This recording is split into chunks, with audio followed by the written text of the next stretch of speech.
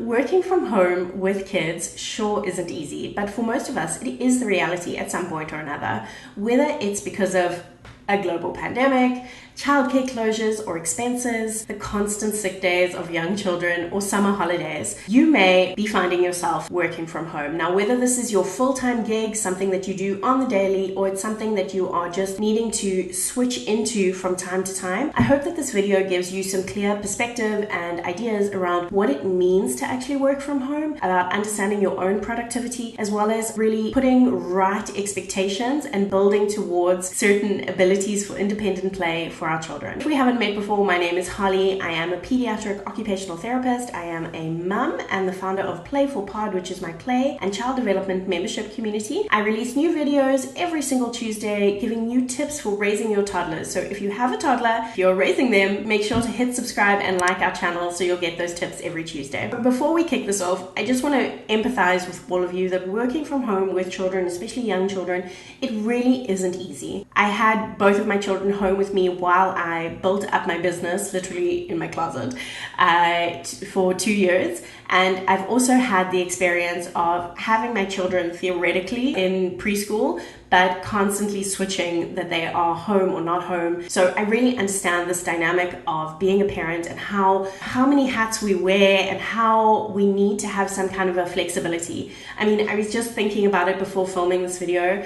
My children are theoretically at preschool 5 days a week, but in the last 3 weeks, they've been home as many days as somebody has been in preschool because of random holidays that just seem to crop up so often, or because of children being sick, or for different reasons. So I really do understand this thing of switching between. So the first point that I want to give to you is you have to understand your ability to perform or work before we can understand what we want or expect of our children. There is this kind of vibe, especially if you're an entrepreneur, you may have come across this, of mommy working from home, you know, this like ideal lifestyle where you can be a homeschooling mom, work on your phone, or, you know, do some kind of like side hustle on Instagram while being a homeschool mom and, you know, taking care of your home and all of that.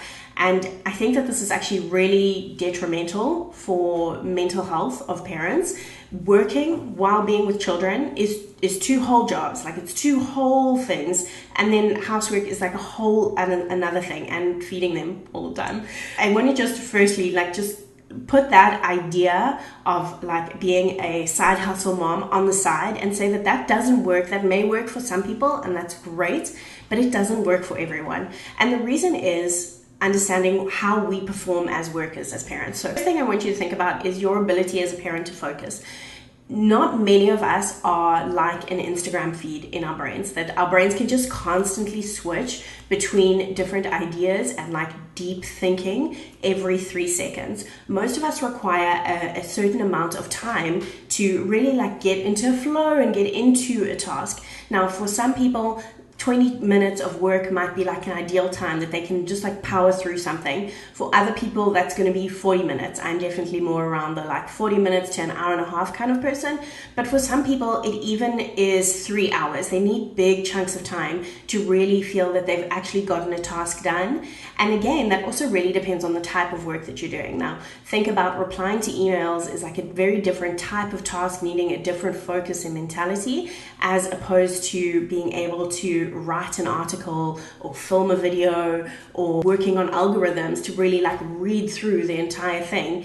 Each of these tasks will be completely different and require a different amount of time that we can focus on it. I want to, again, just kind of honor that not all work can be done in 10-minute increments. The other thing that happens a lot when we are working from home is that we get interrupted a lot, especially if we are building our work schedule around like being open to being interrupted a lot. I often think about this like a runner, like a track runner. So imagine if every time a track runner was running his loop and, you know, we're doing the timing, we stop them in the middle and say, but stop, okay, we're gonna just minus that time, okay, now start again. Of course, that time that he runs isn't going to be the same if he's being stopped every time at different intervals through his run. So working is kind of like that. And working is kind of like that. We need that like positive feedback loop of like beginning one task and finishing that one task without being constantly interrupted. And if we are constantly interrupted, not only does it really influence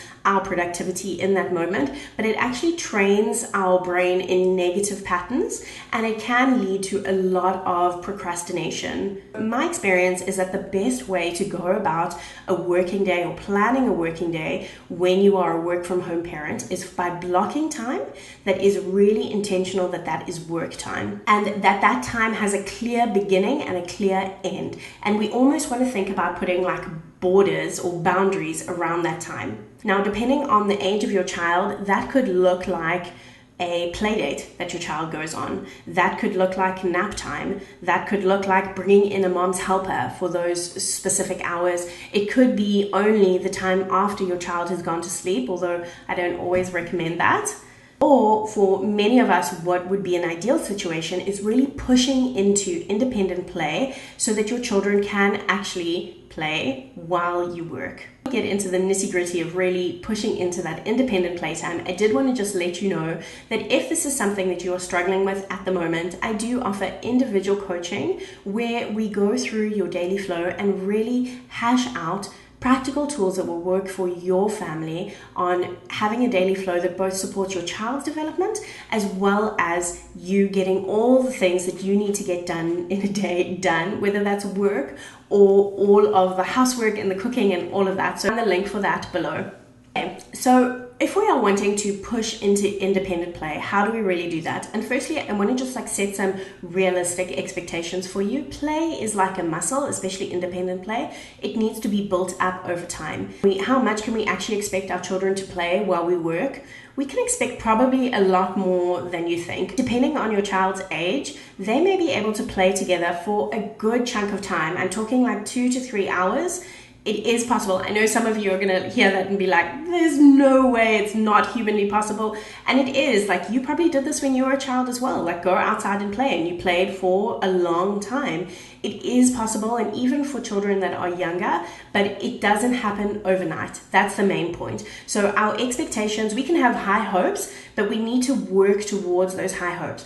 Do not expect that your child is going to be able to suddenly like switch on playing for an hour by themselves just because you have a work call. The child needs to experience having to play by themselves and taking ownership for their play on the daily in order to get to those high goals that we have. So the first thing that we want to do is set our expectations, and then secondly, we want to have clear communication about what we are expecting from our child. Now again, this might be if your child is really new to playing independently, this might be for 10 minutes, this might be for 15 minutes, this might be for half an hour, but we want to clearly communicate that expectation for our child. So this could be in a schedule form. This is what we did when we were in quarantine. We had like clear blocks of time, then my husband was working and then I was working, and then we had clear time hashed out in our schedule that we communicated to our children beforehand. This is your time for playing. You might do this if your child is younger through a story time, and in the story time you're going to draw a picture for your child and explain it to them as a story. You're going to explain to them that in this time mommy is here, but she needs to be working, so we're not going to be interrupting. We've set our expectations, we've communicated our expectations. Now we need to be practicing this frequently in order to get that muscle to grow. And I want you to even take note. If your child is starting to be able to play independently and they're only doing it for 10 minutes, we can often just cycle around being frustrated that it's only 10 minutes. But if we can take note of how long it was and keep pushing towards making it longer, then it gives us again like that positive feedback loop of like we have achieved something, and not just that it's always the same thing. So as we are working towards blocking out our time and getting our children to play more independently, I want you to also be taking note of how long they are playing. The next point is to let your child stay close if necessary. Now, I know this is not always completely possible, especially if you're on a work call, it can get really distracting.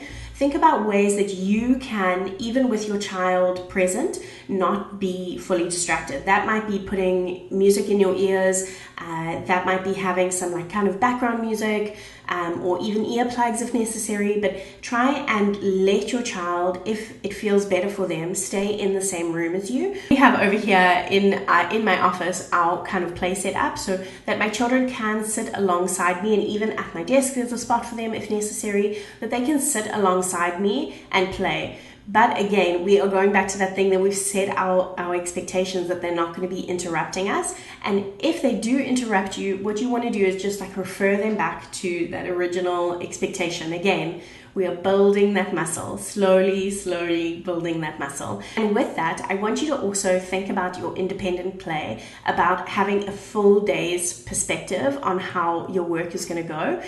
What often happens is that we fight to get one small task done, and it's often like the silliest task, right? Just to send an email, and it does feel like we half type it, drafted, half type it, drafted, half type it, drafted.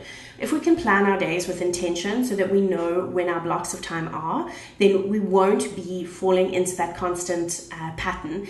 When we do this, that constant pattern, we also train our children to keep interrupting us. Whereas if we work towards like a block of time, we actually train them that this is the work time so that they can really understand that. Gotten to this point and you're wondering, okay, but like, is there a magic toy or is there a certain way that we can build that play muscle?